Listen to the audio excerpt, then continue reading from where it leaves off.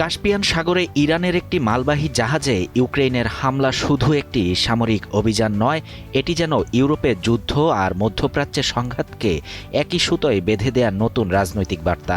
এতদিন ছায়াযুদ্ধের পর্যায়ে থাকা ইরান ইউক্রেন বৈরিতা এবার সরাসরি সংঘর্ষের ঝুঁকিতে পৌঁছেছে বলে মনে করছেন বিশ্লেষকরা। মার্কিন সংবাদ মাধ্যম নিউ ইয়র্ক টাইমসের বিশ্লেষণ অনুযায়ী ২৫ জুলাই কাস্পিয়ান সাগরের এ হামলা আঞ্চলিক নিরাপত্তা সমীকরণে বড় পরিবর্তনের ইঙ্গিত দিচ্ছে। ইউক্রেনের দাবি জাহাজটি রাশিয়ার জন্য ইরানের সামরিক সরঞ্জাম বহন করছিল। তবে তেহরান বলছে এটি ছিল একটি বাণিজ্যিক জাহাজ এবং হামলায় একজন নাবিক নিহত হয়েছেন। ঘটনার পর ইরান ইউক্রেনকে কঠোর জবাবের হুঁশিয়ারি দিয়েছে। অন্যদিকে ইউক্রেনের পররাষ্ট্রমন্ত্রী বলেন, রাশিয়ার যুদ্ধ প্রচেষ্টায় দীর্ঘদিন সহায়তা দিয়ে এখন ইরান নিজেকে ভুক্তভোগী হিসেবে তুলে ধরতে পারে না।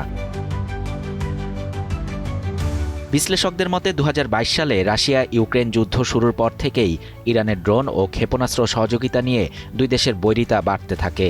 পাল্টা হিসেবে ইউক্রেন উন্নত ড্রোন প্রতিরোধ সক্ষমতা গড়ে তোলে এবং পরে মধ্যপ্রাচ্যের কয়েকটি দেশের সঙ্গে প্রতিরক্ষা সহযোগিতাও জোরদার করে। একই সময় ইউক্রেন অভিযোগ করেছে, রাশিয়া ইরানকে উপসাগরীয় অঞ্চলে যুক্তরাষ্ট্রের স্থাপনা সম্পর্কে গোয়েন্দা তথ্য দিয়ে সহায়তা করছে।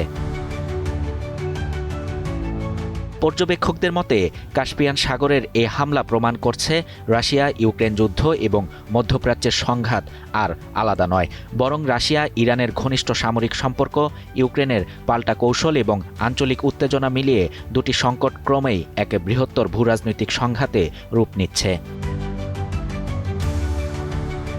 শাহরিয়ার শাফাত, বাংলা নিউজ 24।